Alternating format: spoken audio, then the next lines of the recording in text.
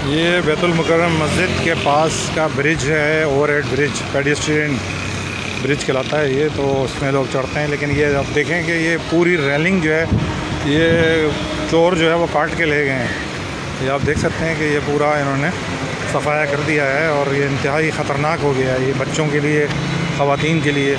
पूरी इन्होंने जो है वो ग्रिल जो है काट दी है और आप अंदाज़ा करें कि ये कितना ख़तरनाक हो गया।